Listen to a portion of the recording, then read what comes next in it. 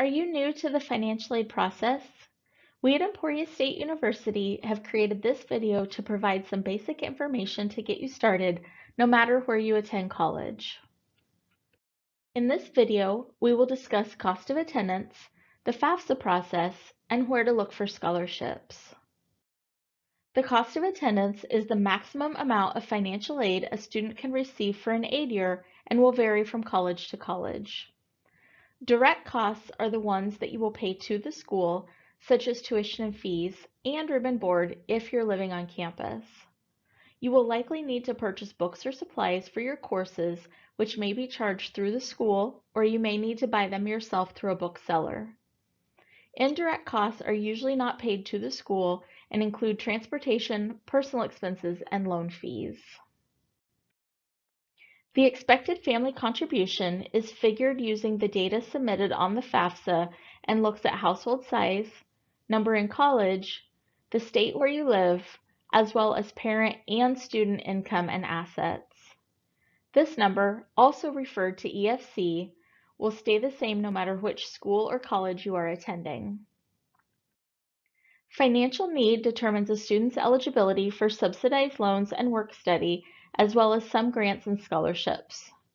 The school's cost of attendance, minus the student's expected family contribution, determines the student's financial need.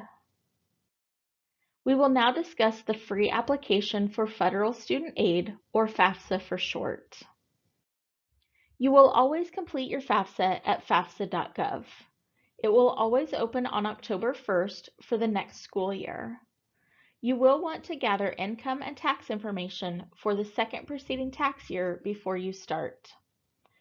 A new FAFSA must be submitted for each school year that you want to apply for financial aid.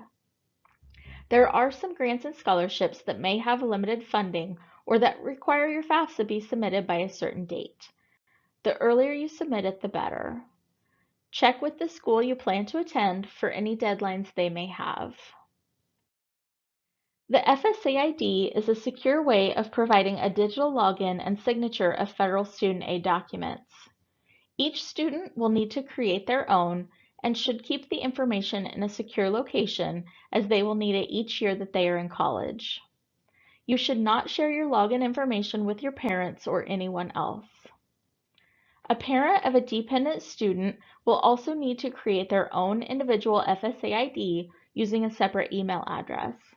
Again, keep this information secure as you will need it for future years and if you have other dependents attending college.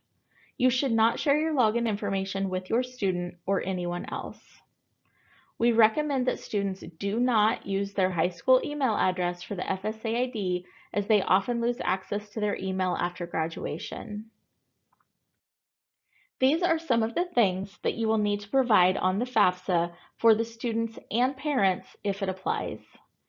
There are tips on each question of the FAFSA, so if you're not sure what it is asking for, click on the question mark next to that field for more information.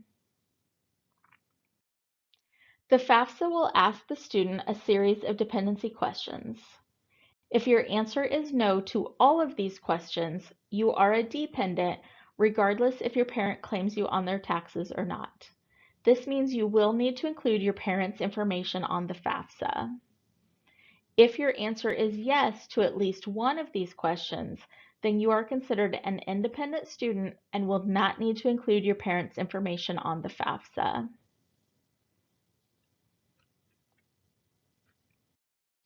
Many students are unsure of which parent or parents' information should be used on the FAFSA.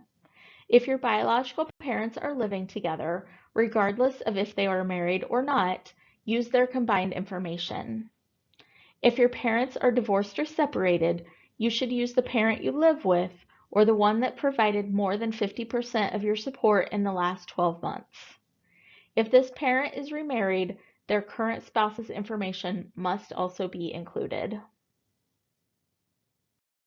If the student and/or parent filed taxes for the tax year being used on the current FAFSA, you will have the option to use the IRS data retrieval tool. We strongly recommend this as it helps to reduce errors by transferring information directly from the IRS to the FAFSA. All transferred data will be hidden as a security measure. After you submit the FAFSA, it will take 3 to 5 business days for each school you listed on the FAFSA to get the information. Schools may need to request more information from you. It is important that you respond to these requests in a timely manner, otherwise FAFSA processing may be delayed. Once the student is given a financial aid offer, a notification will be sent from the school. Check with each school you sent your FAFSA to in order to determine their communication method. Take this time to get familiar with the school's online portal and start checking your college email. Sometimes life happens. If you have one of the special circumstances listed here, reach out to the financial aid office to ask about a professional judgment. Here are some important FAFSA tips.